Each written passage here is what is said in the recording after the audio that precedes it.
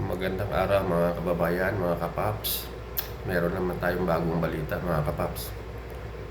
Talagang walang kapaguran itong ating mabait, masipag na presidente na si PBBM, mga kababayan, mga kapaps. Isipin mo, magkakaroon na naman tayo ng panibagong connectivity, lalo na po sa mga technology ngayon, mga kababayan. Ito po ay ila-launch sa Santa Rosa, Laguna, mga kababayan.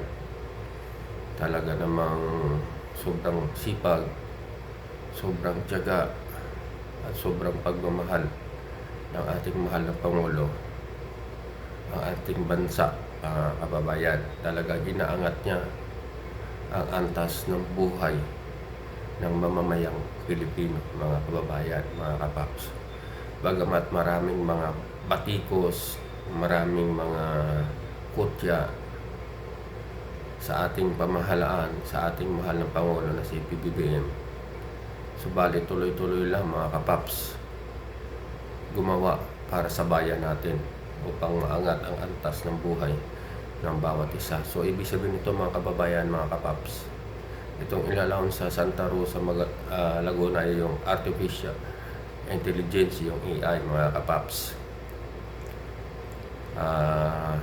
Ito ay magiging maganda sa mga future generations at mag-create ng more jobs para sa ating bayan, mga kababayan, mga kapaps. Ito po mga kababayan ay ating panonoodin ang video clips, mga kababayan.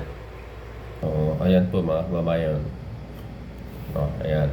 So, medyo namatay lang ating cellphone, mga kababayan. Wait lang po ulit. Ayan na po mga kababayan. Level up na talaga ang ating bayan, mga kababayan, dahil sa ating mahal na Pangulo na si PBBM. Kaya patuloy natin siyang pagdasal ang kanyang kalusugan, mga kababayan. Every aspect of our lives through artificial intelligence, keeping in step with the Philippines' move towards being the next digital destination of the region. This year, Vitro Incorporated unveils the Philippines' first AI-ready hyperscale data center, Vitro Santa Rosa. Designed to power tomorrow's digital demands, Vitro Santa Rosa delivers an impressive 50 megawatts of power capacity. This immense power ensures unparalleled performance for enterprises, hyperscalers, and AI workloads alike. With a Tier 3 certification, Vitro Santa Rosa guarantees 99.99% service level agreement. That's true reliability you can count on. I now would like to add to that and congratulate the Philippines because we now have this incredible facility which makes us AI ready and definitely in the running to compete with our neighbors and our partners all around the world. And that is a very important achievement. It stands as proof that the Philippines is future ready for the digital realm. There is some work left to do, but we are ready to do that work so we can be an equal player in the world of data and data processing. This launch also reflects our commitment to regional development. We bring the digital progress beyond, outside of Metro Manila, into the heart of our provinces. Fully energized, artificial intelligence ready. Kita nyo mga kababayan, talagang porsigido ang ating bayan, ang ating presidente na patuloy lang gawa ng gawa sa ating bayan, mga kababayan, na despite the fact na maraming batiko sa kanya,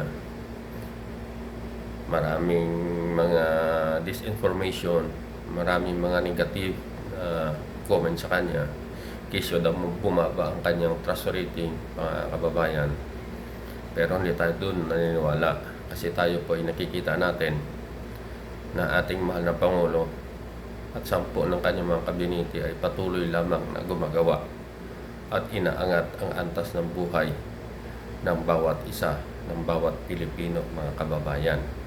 Lalo na ito pag mag-start na itong artificial intelligence na ito sa Santa Rosa, Laguna, mga kababayan, lalong mabilis ang connectivity natin sa internet, mga kababayan, at ibig sabihin yan ay maraming makikinabang at maraming magkakaroon ng trabaho.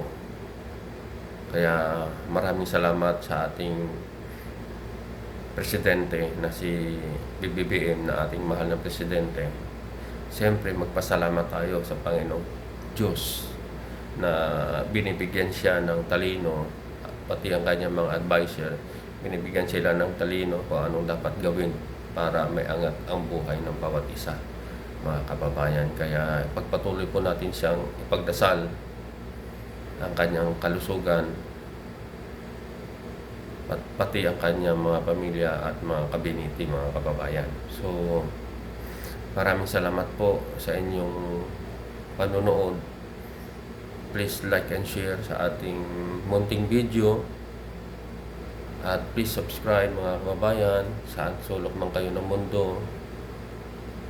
Mag-ingat po kayo sa inyong mga trabaho at magtiwala po sa ating Panginoong Jesucristo na siyang ating tagapagligtas, mga kababayan.